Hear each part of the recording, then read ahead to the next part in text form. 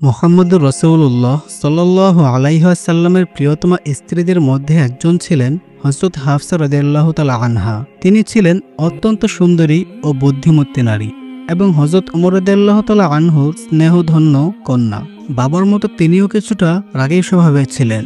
এমনকি মুহাম্মদুর রাসূলুল্লাহ সাল্লাল্লাহু আলাইহি ওয়াসাল্লামের অন্যান্য স্ত্রীদের মধ্যে তিনিই ছিলেন সবচেয়ে গরম মেজাজের। সামান্য কারণেই তিনি রেগে উত্তেজিত হয়ে উঠতেন। উহুদ যুদ্ধের পর তার প্রথম স্বামী হযরত খুনাইস হুযাফা রাদিয়াল্লাহু তাআলা আনহু ইন্তেকাল করেন। অল্প বয়সেই স্বামীকে হারিয়ে হযরত হাফসা রাদিয়াল্লাহু তাআলা আনহা গভীর শোকে ভেঙে পড়েন এবং নিরুপায় হয়ে বাবার বাড়িতে আশ্রয় নেন। সেখানে গিয়েও তিনি তার প্রিয় স্বামীর স্মৃতিতে বিভোর হয়ে থাকেন। স্বামীর হাসি, খুনসুটি ও ভালোবাসার মুহূর্তগুলো মনে পড়লে তার অন্তর বিদীর্ণ হয়ে যেত।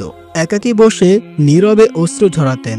কন্যার এই অবস্থা দেখে হযরত ওমর রাদিয়াল্লাহু তাআলা আনহু সান্ত্বনা দিয়ে বললেন, হাফসা, তুমি তো আমার কলিজার টুকরা। তোমাকে এভাবে দেখে আমি যেন জীবিত থেকেও মৃত বোধ করি। ধৈর্য ধরো, এটাই আল্লাহর সিদ্ধান্ত।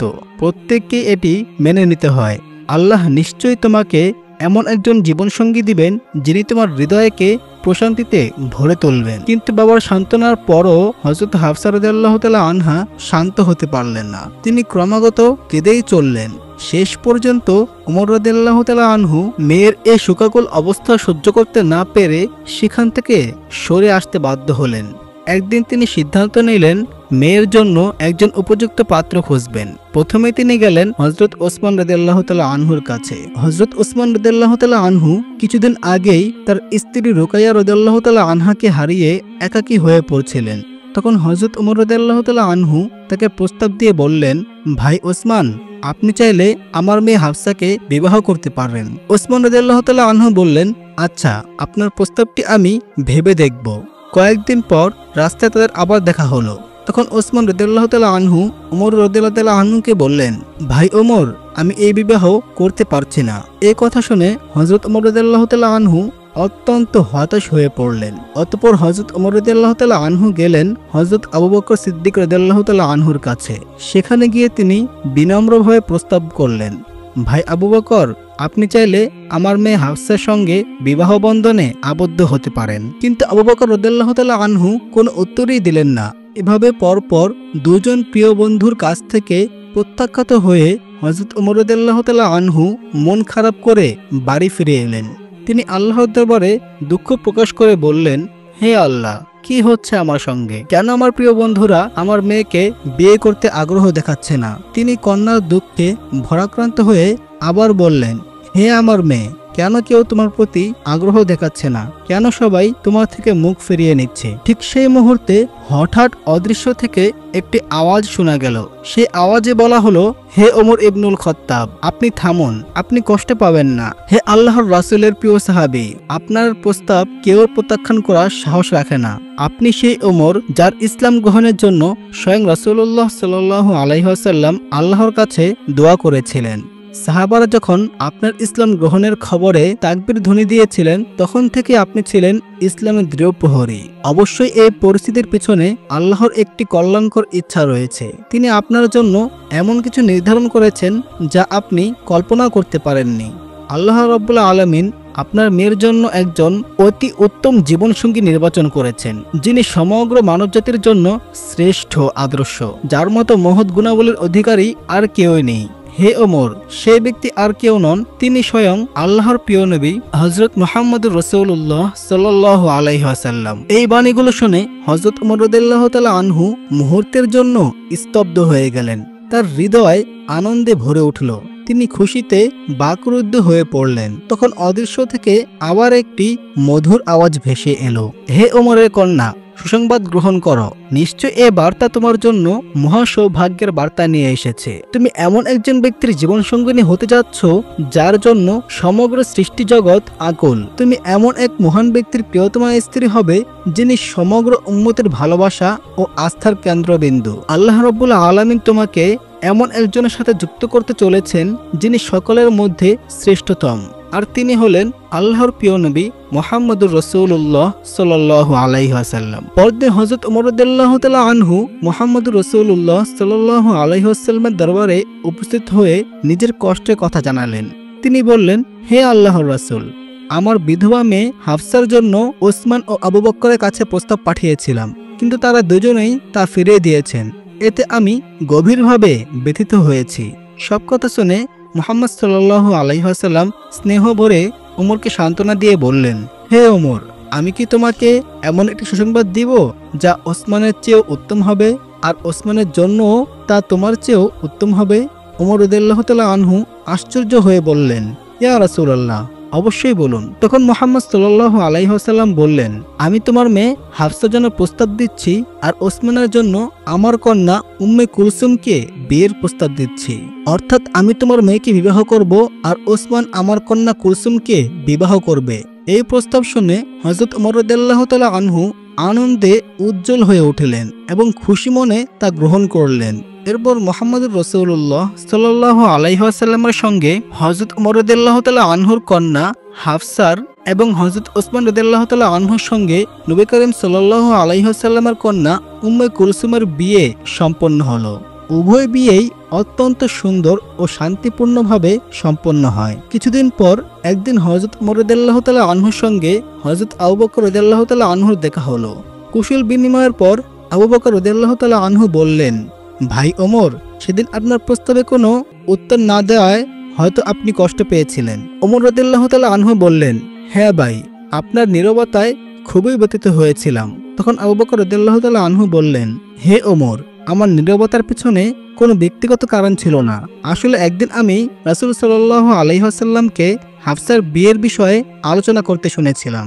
মুহাম্মদ সাল্লাল্লাহু আলাইহি ওয়াসাল্লাম যদি তাকে বিয়ে না করতেন তবে আমি অবশ্যই তাকে বিয়ে করতাম, কিন্তু তখন বিষয়টি আপনাকে জানানো আমার পক্ষে সমীচীন মনে হয়নি। অন্যদিকে হযরত হাফসা রাদিয়াল্লাহু তাআলা আনহা নবী করিম সাল্লাল্লাহু আলাইহি ওয়াসাল্লামের ঘরে সুখে শান্তিতে সংসার করতে লাগলেন। তবে তার রাগী স্বভাবের কারণে মাঝে মাঝে কিছু ছোটখাটো অসুবিধা দেখা দিত। অতি সামান্য কারণেও তিনি উত্তেজিত হয়ে উঠতেন। কিন্তু মুহাম্মদ সাল্লাল্লাহু আলাইহি ওয়াসাল্লাম ছিলেন অত্যন্ত সহনশীল ও ধৈর্যশীল।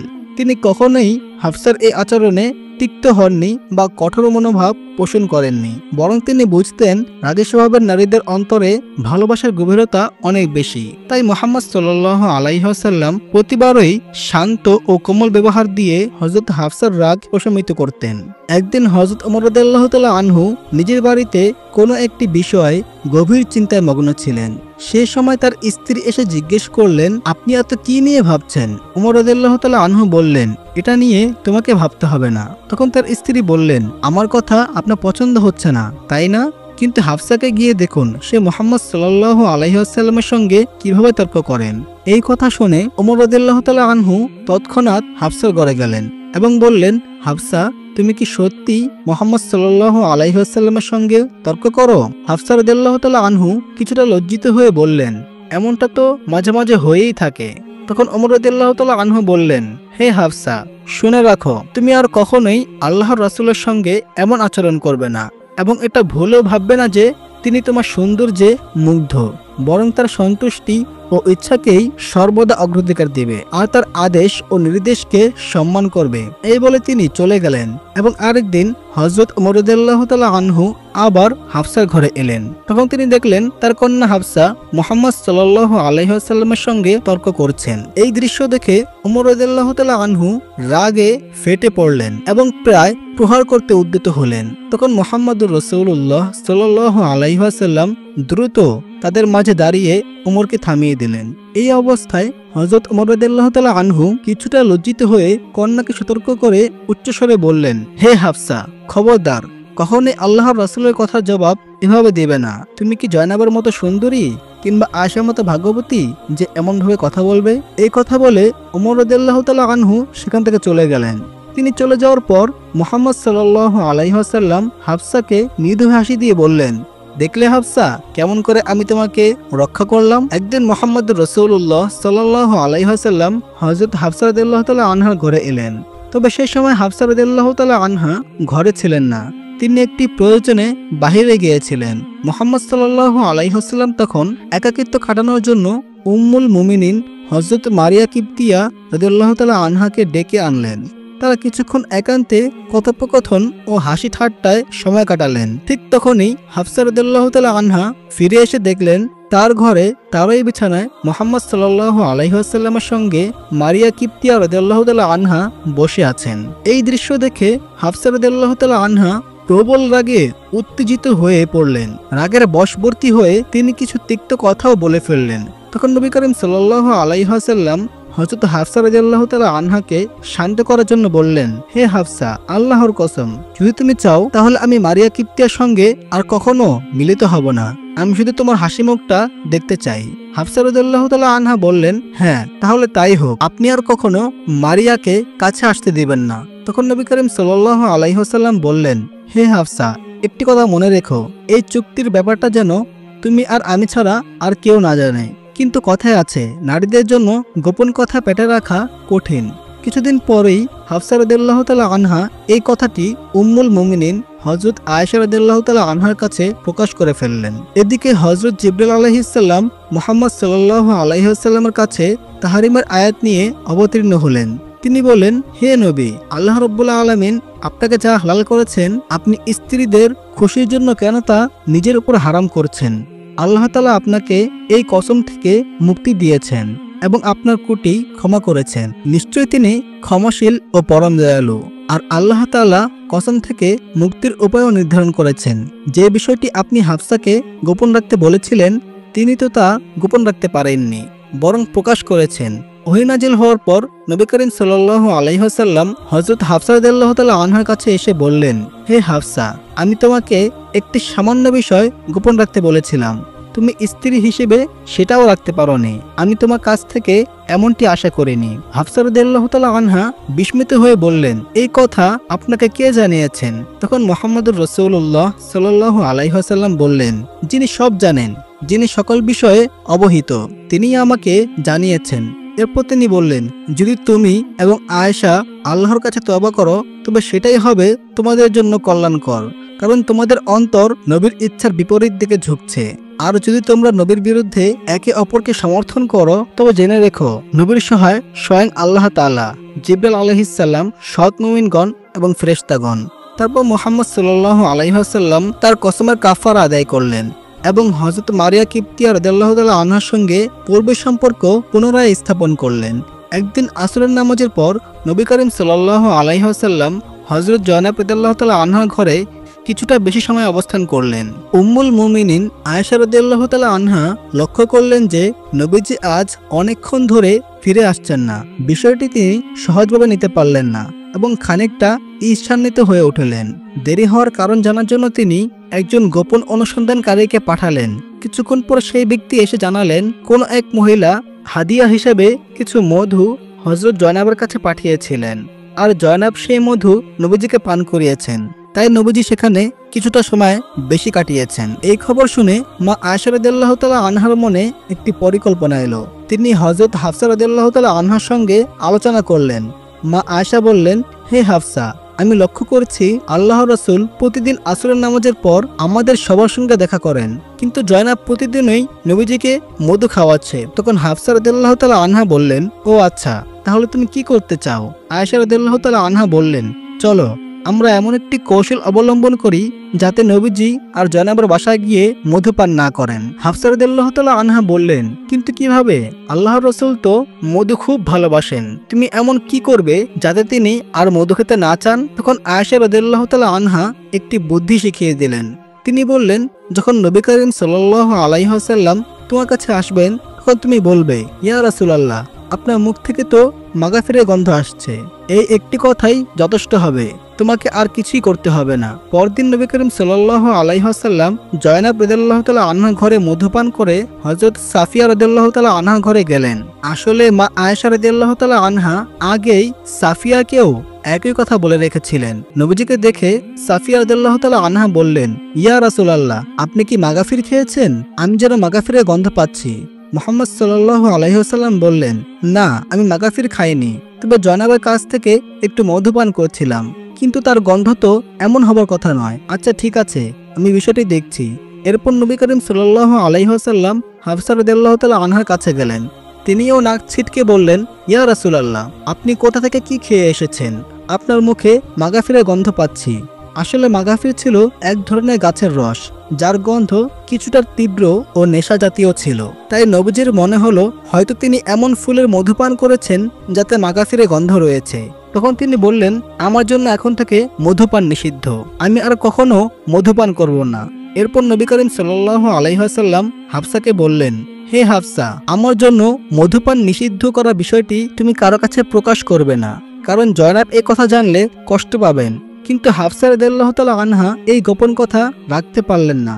তিনি তা উম্মুল মুমিনিন আয়েশা রাদিয়াল্লাহু তাআলা আনহার কাছে প্রকাশ করে দিলেন। এরপর আল্লাহ তাআলা হযরত জিবরাইল আলাইহিস সালামের মাধ্যমে সূরা তাহরিমের আয়াত নাজিল করলেন এবং নবীজিকে পুরো ঘটনাটি জানিয়ে দিলেন।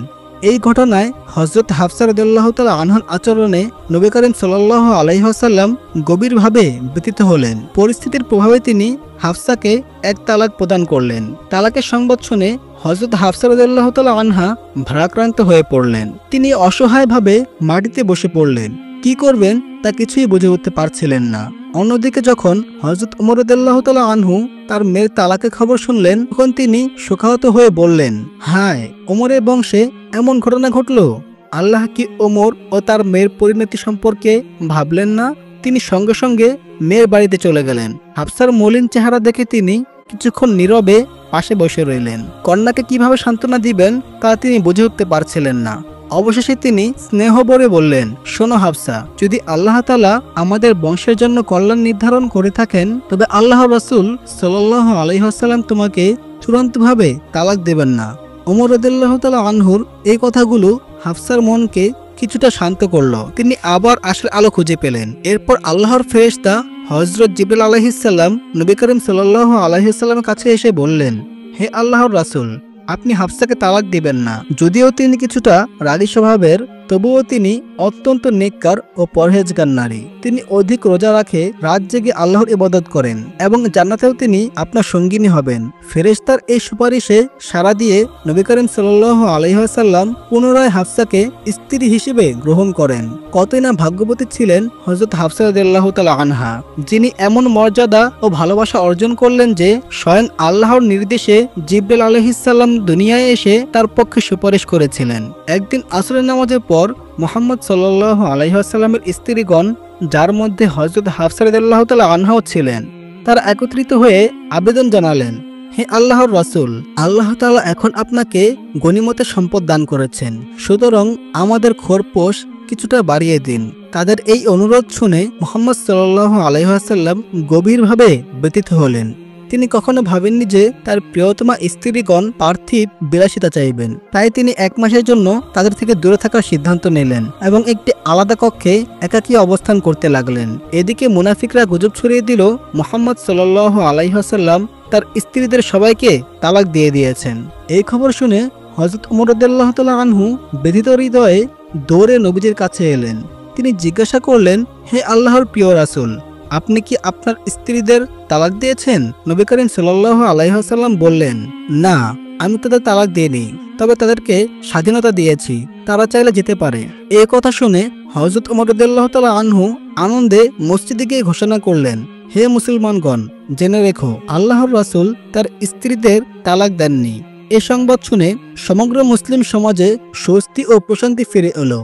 তবুও খোরপোশের বিষয়ে হযরত হাফসা রাদিয়াল্লাহু তাআলা আনহার সঙ্গে নবীজির কিছু মনোমালিন্য হয়। নবী করিম সাল্লাল্লাহু আলাইহি ওয়াসাল্লাম তাকে বললেন, আচ্ছা, তাহলে আমাদের মধ্যকার এই বিষয়ে তৃতীয় একজনকে বিচারক হিসেবে ডাকো।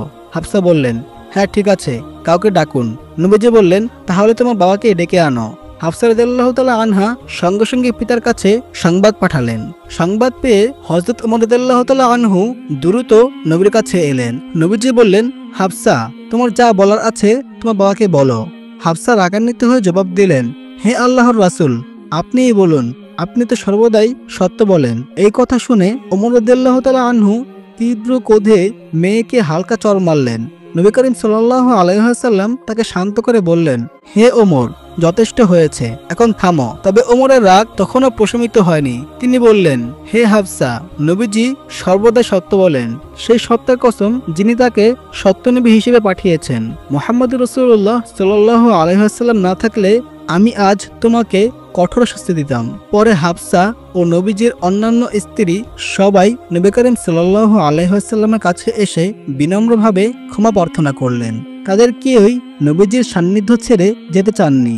তাদের আন্তরিক অনুতাপ, ভালোবাসা ও অশ্রু দেখে নবীজির করুণাময় হৃদয়ে গলে গেল। তিনি সবাইকে ক্ষমা করে স্নেহভরে আপন করে নিলেন। সুবহানাল্লাহ। একবার নবী করিম সাল্লাল্লাহু আলাইহি ওয়াসাল্লাম উম্মুল মুমিনিন হযরত সাফিয়া রাদিয়াল্লাহু তাআলা আনহার ঘরে প্রবেশ করলেন এবং দেখলেন তিনি কান্নায় ভেঙে পড়েছেন। নবীজি জিজ্ঞেস করলেন, হে সাফিয়া, তুমি কাঁদছো কেন?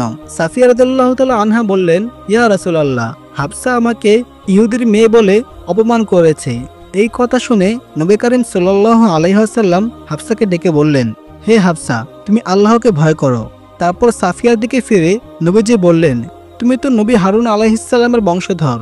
তোমার পূর্বপুরুষ নবী মুসা আলাইহিস সালাম তোমার পিতৃব্য, আর তুমি একজন নবীর স্ত্রী। এবার বলো, হাফসা তোমার চেয়ে কিভাবে শ্রেষ্ঠ হতে পারে? এই কথা শুনে সাফিয়া রাদিয়াল্লাহু তাআলা আনহা হাসি মুখে শান্ত হলেন। যাই হোক, উম্মুল মুমিনিন হযরত হাফসা রাদিয়াল্লাহু তাআলা আনহা ছিলেন জ্ঞানী, সাহসী ও দৃঢ়চেতা নারী।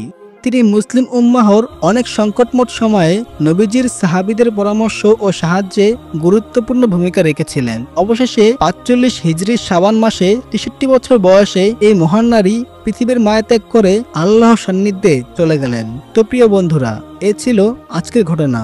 ঘটনাটি ভালো লাগলে চ্যানেলটি সাবস্ক্রাইব করে সাথেই থাকুন। ধন্যবাদ সবাইকে।